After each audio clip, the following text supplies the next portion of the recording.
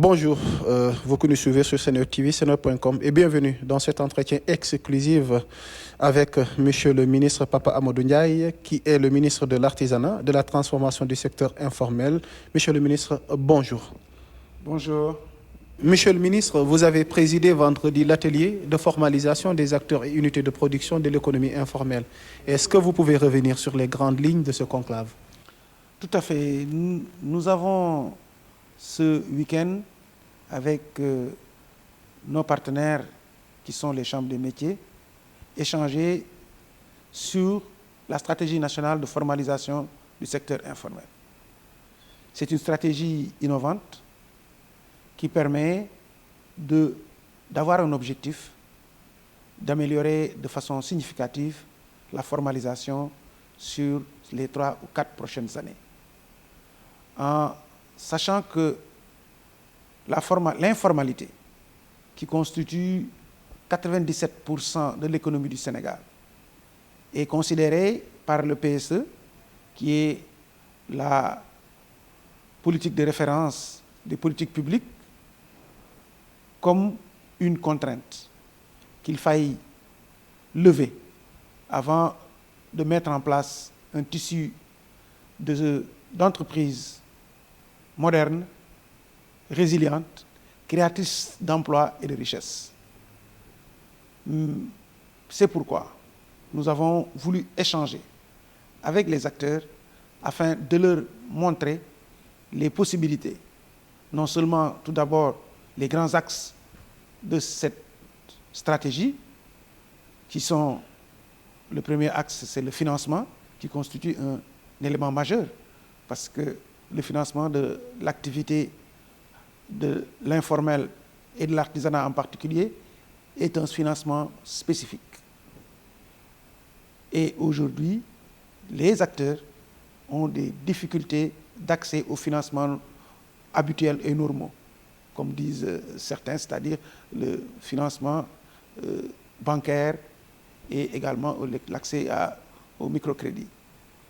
Il y a également le deuxième axe, ce qui constitue l'amélioration de la productivité, car nous avons que l'artisanat, malgré son importance, a une productivité relativement faible, locale, qui est souvent inadaptée, ou même sans local, fixe.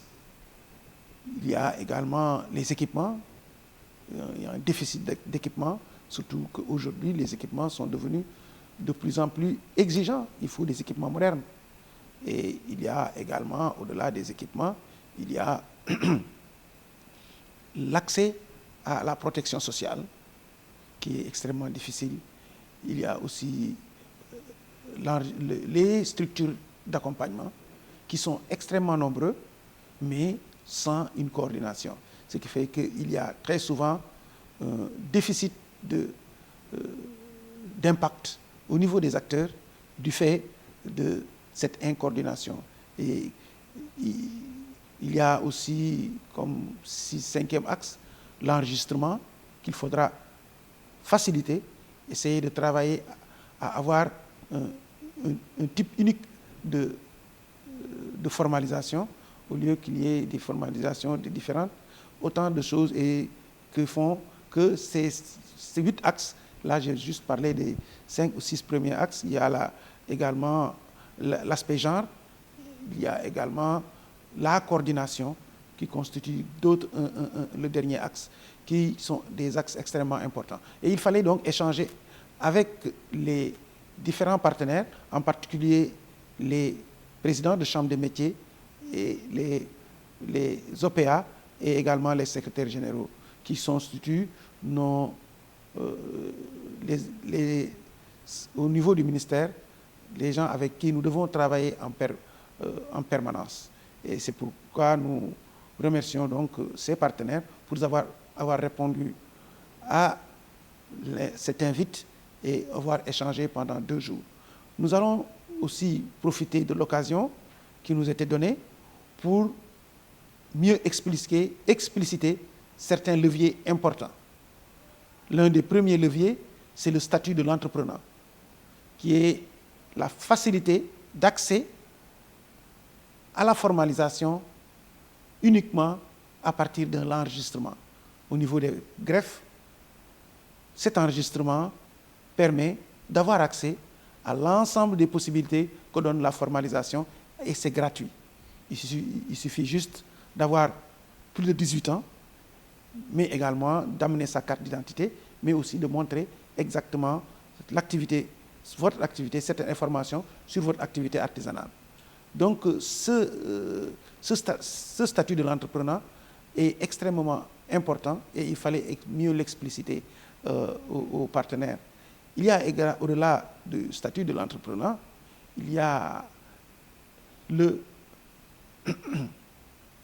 comme que je disais, la société coopérative. C'est un autre levier qui permet aux artisans et au secteur de l'informel d'avoir accès à la formalisation. C'est donc sur ces différents aspects que nous avons beaucoup travaillé en donnant également la primeur aux acteurs que très bientôt, c'est-à-dire très prochainement, il y aura un recensement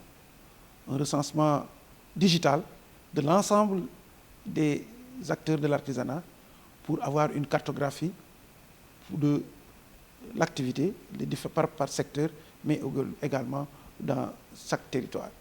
Et pour dire donc que l'artisanat est l'artisanat, mais surtout l'informel également, est éminemment transversal et nécessite une intégration, mais une coordination dans notre activité. Et il y a aussi la généralisation des tenues scolaires. Qu'en est-il exactement?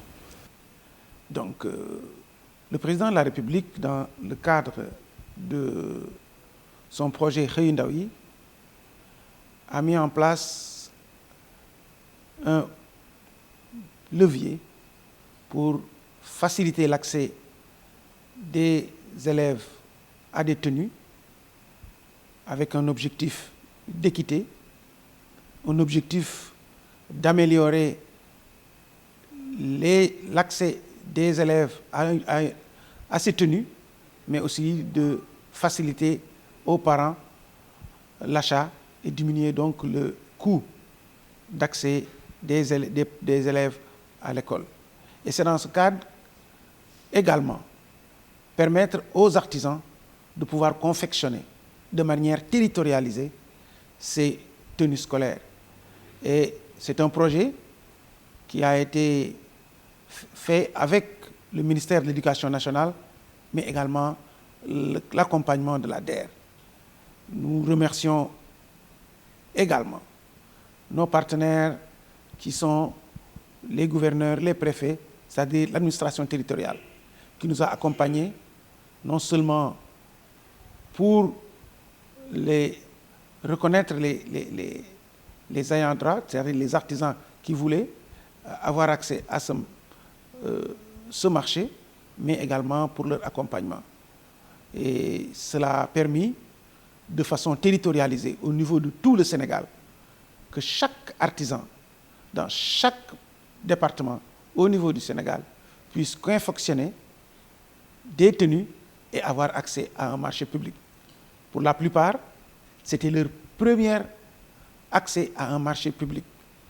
Et nous remercions aussi le président de la République qui, pour faciliter ce marché, l'a transformé en subvention. Cela a permis de faciliter l'accès et permettre de lever certaines contraintes de lourdeur administrative qui empêchent les artisans à avoir accès à ces marchés publics. Parlons à présent, Monsieur le ministre, de la zone d'aménagement et de recasement des mécaniciens et des professionnels de l'automobile, appelé ZAMPA.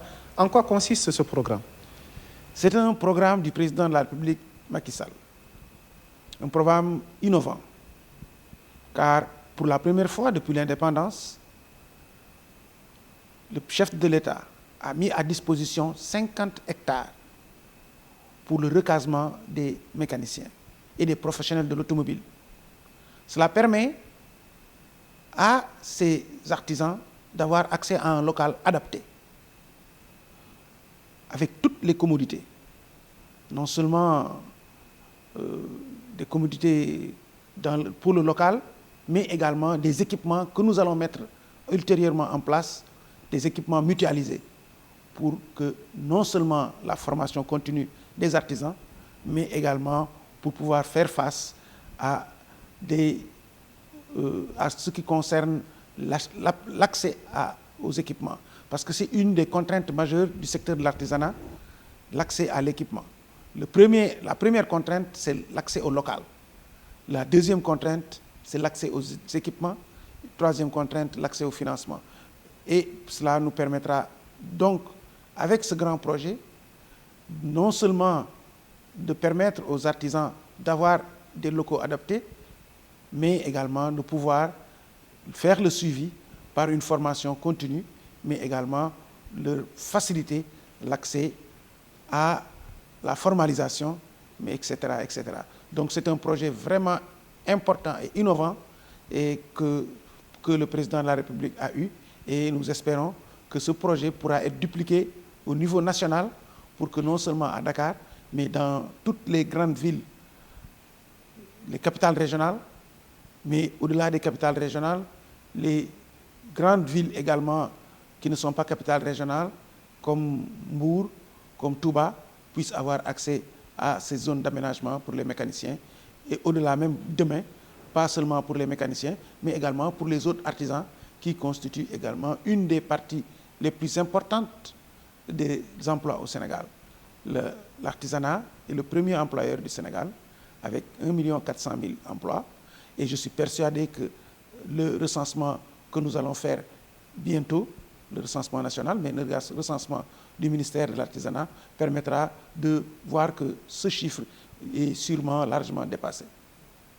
Votre dernier mot? Le dernier mot, c'est que remercier le président pour sa vision, mais demander également aux acteurs d'être patients. Sachez que nous sommes en train de travailler à faciliter l'accès des artisans à des ateliers et à des locaux adaptés, conformes aux requêtes de la modernité. Et nous allons y travailler. Aujourd'hui, nous avons commencé à changer de paradigme parce que jusque-là, c'était des ateliers, chaque atelier était des ateliers uniques. Nous allons maintenant travailler pour aller plus vite et augmenter les possibilités à mettre en place des hangars. Nous sommes en train de travailler dessus avec les structures, la GETIP, mais également GETRAN qui est la société qui est en train de faire le travail.